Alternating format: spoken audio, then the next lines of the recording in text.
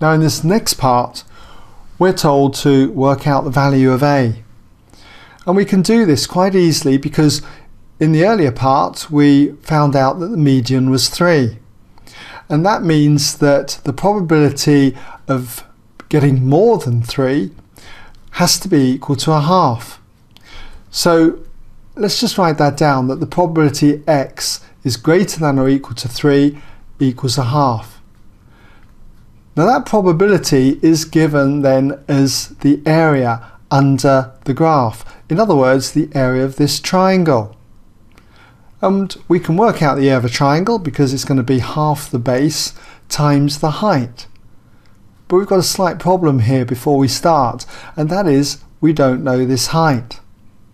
But we can work it out quite easily because all we need to do is substitute x equals 3 into our formula here.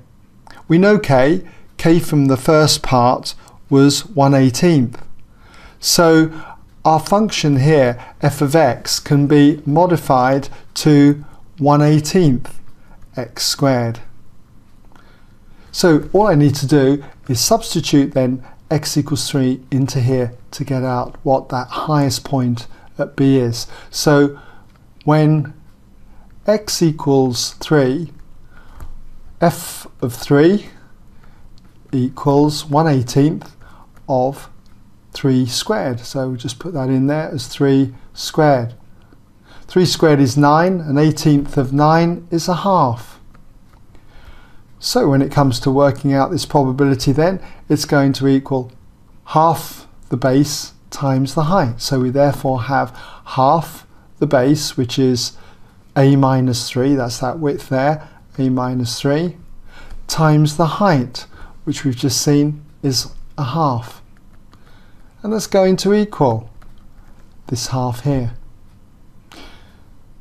Now what we've got then is a half times a half, which is a quarter. So you've got a quarter multiplied by a minus 3 equals this half here.